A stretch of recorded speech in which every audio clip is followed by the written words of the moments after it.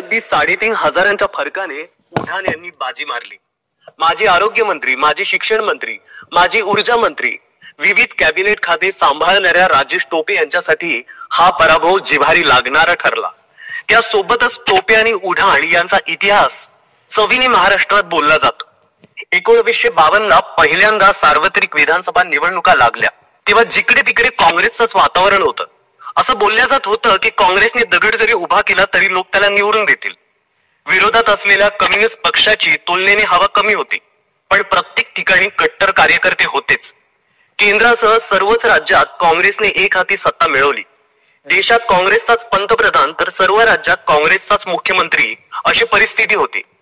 जालना जिल्ह्यातील अंबड विधानसभा मतदारसंघात सरपंच राहिलेले, त्यासोबतच विविध मार्केट कमिट्या, सरकारी कमिट्या यावरती अध्यक्षपद भूषवलेले अण्णासाहेब उठाण यांना 1967 साली पहिल्यांदा काँग्रेसने उमेदवारी दिली। त्यांच्या विरोधात समाजवादी पक्षाचे बापूसाहेब होते।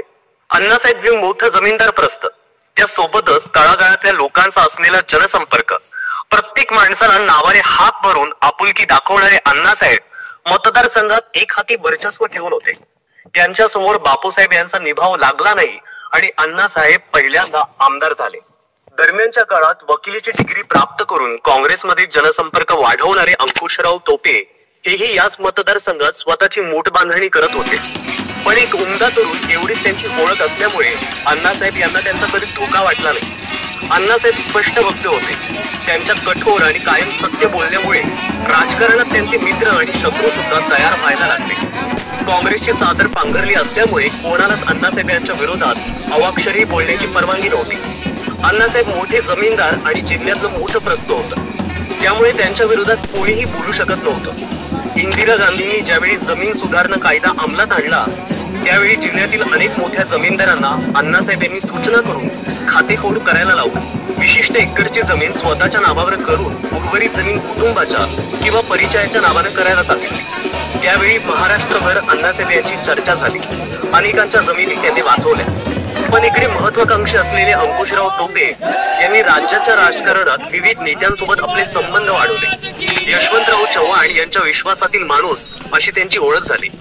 मग अपेक्षेप्रमाणे अण्णासाहेब यांचं तिकीट कापून टोपे यांनी काँग्रेसची उमेदवारी मिळवली। अण्णासाहेब यांचं तिकीट कापल्या गेलं ही जनमानसातली भावना प्रचंड विकोपाला गेली। अण्णासाहेब यांना कार्यकर्त्यांनी तसेच मतदानाने आग्रह करून अपक्ष उमेदवारी अर्ज भरायला लावला। पण काँग्रेसचे उमेदवार अंकुशराव टोपे यांना प्रचार करताना सुद्धा बऱ्याच अडचणी निर्माण झाल्या। पण काँग्रेसची उमेदवारी मिळाली असल्यामुळे पक्ष आदेश राखत अनेक कार्यकर्त्यांनी त्यांना छोपा पाठिंबा दिला।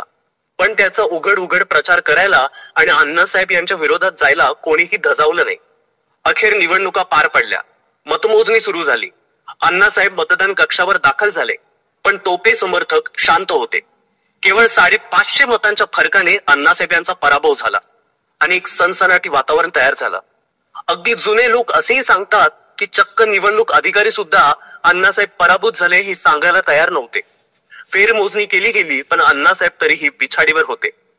मग अंकुशराव विजयी झाले, पण इतिहासात पहिल्यांदाच विजयी उमेदवार गुलाल खेळायला राहील। कारण भीती होती ती अण्णासाहेब आणि त्यांच्या संतप्त झालेल्या कार्यकर्त्यांची। नंतर अण्णासाहेब यांनी अंकुशराव यांना बोलावून त्यांचं अभिनंदन केलं आणि हसऱ्या चेहऱ्याने ते घरी परतले। ते राजकारणातून आता संपवले जाणार याची त्यांना पुसटशी कल्पना नव्हती।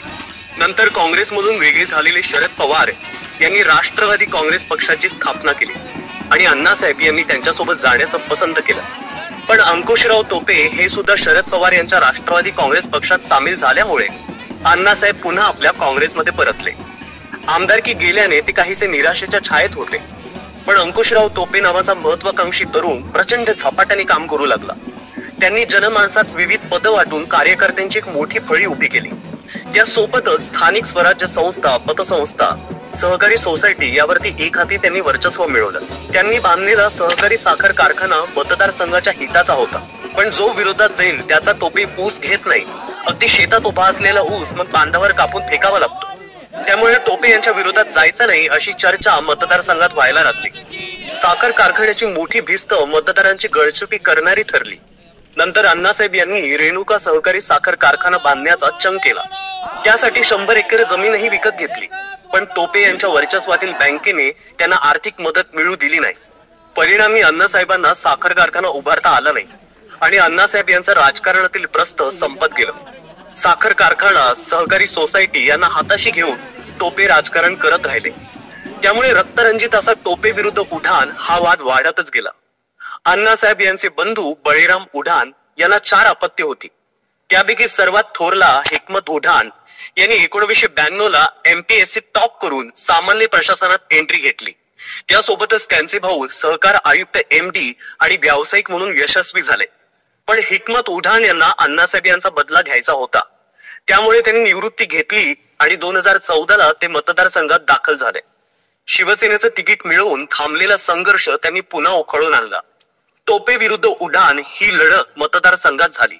नवीन चेहरा, त्यासोबतच जनसंपर्क आणि कार्यकर्त्यांची फळी बांधण्यासाठी मिळालेला अपुरा वेळ पाहता त्यांना पराभवाचा सामना करावा लागला.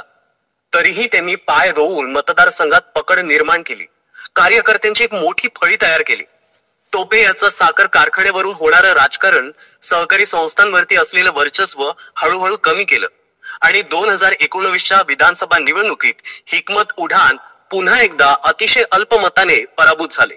पण त्यांच्या नावाची तेव्हा बरीच चर्चा झाली. त्यानंतर शिवसेनेत फूट पडली आणि हिकमत उढाण यांनी उद्धव ठाकरे यांच्याच बाजूने राहण्याचा निर्णय घेतला. राज्य स्तरावर महाविकास आघाडीची रचना झाली. राष्ट्रवादी काँग्रेस पक्षाचे राजेश टोपे आणि उद्धव ठाकरे गटाचे हिकमत उढाण एकत्र येतील अशा चर्चा व्हायला लागल्या. पण रक्तरंजित इतिहासाची किनार असलेले हे दोन्ही कुटुंब कधीच एकत्र झाले नाही. उद्धव ठाकरे गटात असताना सुद्धा हिकमत उढाण यांनी कधीही महाविकास आघाडीच्या मंचावर ते दिसले नाही. त्यांनी महाविकास आघाडीचा प्रचार केला. महाविकास आघाडीची उमेदवारी टोपेंनाच मिळेल हे निश्चित असल्यामुळे त्यांनी एकनाथ शिंदे यांच्या शिवसेनेत प्रवेश केला. निवडणुकीच्या अगदी तोंडावर साखर कारखान्याचं राजकारण नवीन वळण घेत होतं. उढाण यांनी सुद्धा अण्णासाहेब यांनी खरेदी केलेल्या 100 एकरावरती एकनाथ शिंदे यांना आणून नवीन ब्ल्यू सफायर कारखाना उभा केला. त्यामुळे केवळ ऊसासाठी तुम्ही घाबरून जाऊ नका, आपला कारखाना तुमच्यासाठीच आहे हे सांगत दुसऱ्या कारखान्याचे त्यांनी भूमिपूजन केलं. त्यामुळे टोपे यांचं कारखान्यावरील राजकारण तुलनेनं कमी झालं. उढाण यांचा नवीन कारखाना मतदारसंघात रुजला आणि टोपे यांच्या साम्राज्याला अण्णासाहेब उढाण यांच्या शिलेदाराने काडी पेटवली.